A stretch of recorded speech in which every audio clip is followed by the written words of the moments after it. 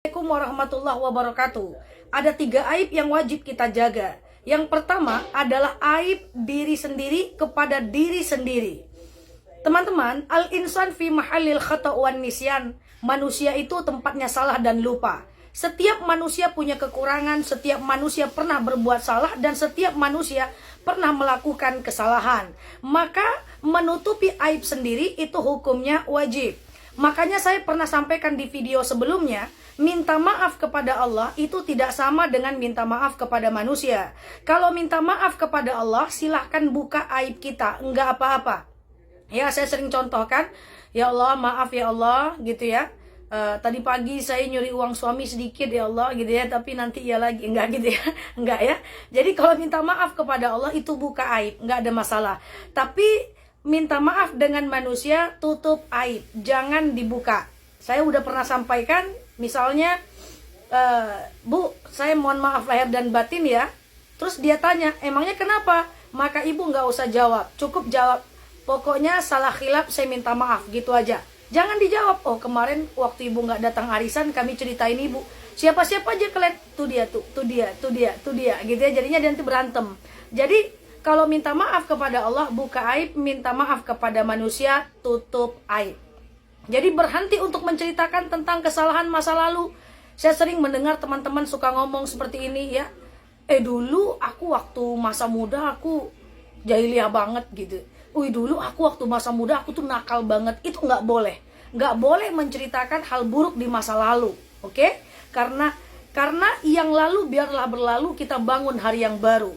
Dalam agama kita tidak ada orang baik yang tidak punya masa lalu yang buruk, dan tidak ada orang buruk yang tak punya masa depan yang baik. Setiap kita berhak menjadi baik apapun kondisi masa lalu kita. Umar bin Khattab itu pernah ingin membunuh anaknya hidup-hidup, namanya Hafsah, yang akhirnya jadi istri Rasulullah, akhirnya masuk surga juga setelah dia bertaubat. Umar bin Khattab bahkan pernah ingin membunuh Rasul, akhirnya juga masuk surga. Dalam agama kita, yang lalu biar berlalu, kita bangun hari yang baru. Saya pernah mendapatkan cerita dari seorang jamaah yang bercerita ke saya, Kak Nela, Ustazah Nela, saya itu punya suami, oke. Jadi suami saya itu di Medan, oke. Saya di Pekanbaru gitu ya. Ini sering saya share juga gitu ya. Terus masalahnya apa, Bu? Masalahnya Ustazah, saya selama saya di sini jauh dari suami saya, kalau bahasa kitanya LDRan gitu ya. Saya sempat khilaf Ustazah. Lah, berapa lama khilafnya? Khilaf dengan, mohon maaf, yang lain itu 1 tahun Ustazah. Wah, lama juga khilafnya, kata saya begitu ya. Oke. Terus pertanyaannya apa? Pertanyaannya adalah, ngaku nggak saya ke suami saya Ustazah bahwa saya pernah khilaf?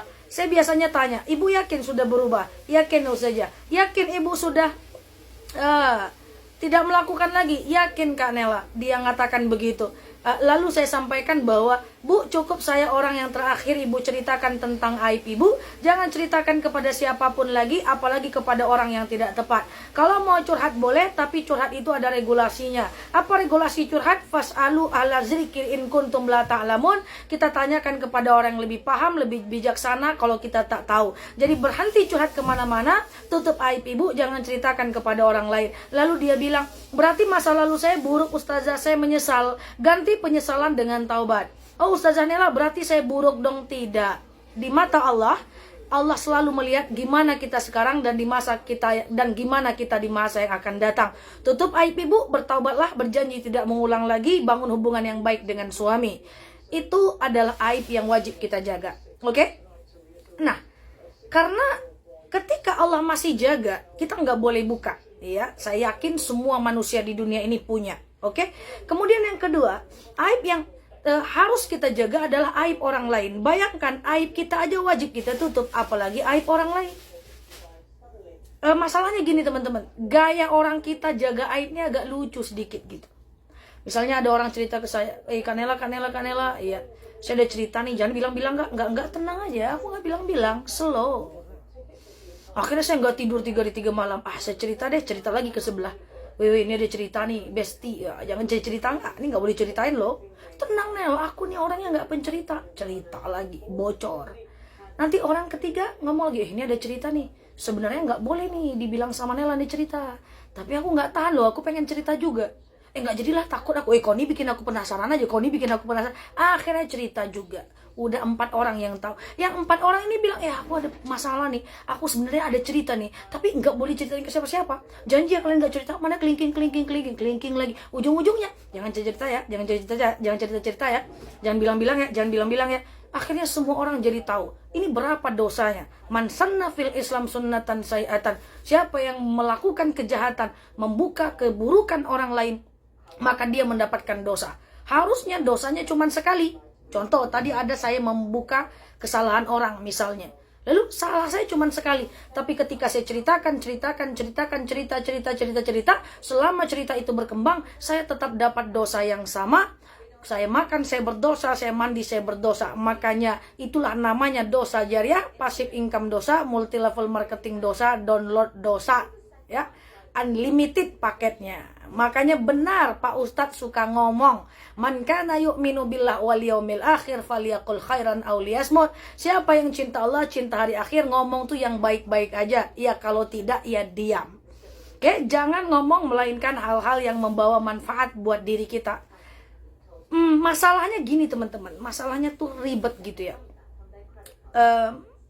Kalau kita punya kesalahan dengan orang yang kita kenal, kan gampang ya minta maafnya ya. Mohon maaf lahir batin ya, selesai. Mohon maaf lahir batin ya, salah dan khilaf saya minta maaf. Lah pertanyaannya gimana kalau dia nggak maafkan saya Kak Nela gitu. Ya tugas kita cuma minta maaf. Dimaafkan atau tidak itu urusan mereka dengan Allah. Yang penting kita minta maaf. Karena tugas kita cuma minta maaf, ya.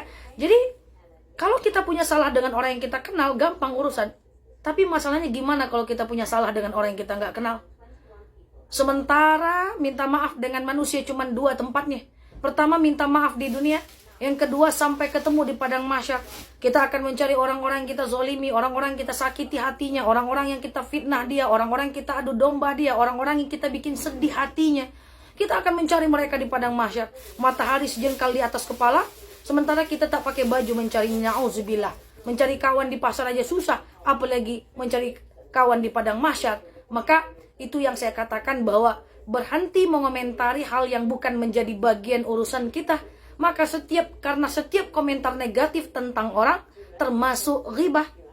Ya, apa batasan ghibah nih? Saya punya cerita. Suatu ketika ada orang lewat di depan rumah Aisyah. Aisyah itu adalah anak Rasulullah yang didapatkan dari Aisyah itu adalah istri Rasulullah, anak dari Abu Bakar. Berarti Abu Bakar itu adalah mertua Rasulullah. Ya, suatu ketika ada orang lewat di depan rumah Aisyah, ya, di depan rumah istrinya gitu ya, di depan rumah Rasulullah ya. Orang itu ya, mohon maaf ya, pokoknya nggak good looking deh ya, ibaratnya bulat, pendek, hitam, legam, itu hidup lagi gitu ya. Jadi nggak bagus itu fisiknya. Lalu Rasul bilang, ya Muhammad, undur innahu mudhih. Tengok Muhammad, itu ada orang lucu banget itu. Apa kata Muhammad? Uskuti ya Aisyah, diam kau Aisyah. Terus Aisyah ngomong, ngapain aku mesti diam ya Rasul? Kan betulnya dia lucu. Apa kata Rasul? Kau ceritakan saudaramu walaupun betul, tapi kan dia nggak suka dibilang begitu. Itu termasuk gosip. Lalu Aisyah bertanya, apa batasan gosip ya Muhammad? Apa kata Muhammad? Sampai kau mengganggu termasuk gosip. Hati-hati. Gak usah cerita, nganggu-nganggu aja. Tengok tuh. Sejak suaminya nggak di rumah, banyak anak bujang depan rumahnya. Astagfirullahaladzim, iya juga ya. La ilaha illallah, iya juga ya. La haula wala quwwata illa billah, iya juga ya. Itu ghibah. Maka caranya gimana? Caranya adalah ganti ghibah menjadi islah. Kalau ada orang yang keburu menceritakan aib orang lain kepada kita, kita alihkan pembicaraan sampai dia lupa dengan pembicaraan itu, atau kita tanggapi dengan hal yang baik untuk menghentikan pembicaraan itu. Oke, berhenti mengomentari hal yang bukan menjadi bagian urusan kita. Teman-teman yang saya sayangi karena Allah, yang ketiga adalah aib ahlul mayit, orang yang telah meninggal wajib kita jaga. Semoga kita menjadi hamba Allah yang bisa menjaga 3 aib ini, sehingga kata dalil, orang yang mampu menjaga aib orang lain, Allah akan jaga aibnya. Tapi orang yang membuka aib orang lain, Allah akan buka aibnya. Na'udzubillah.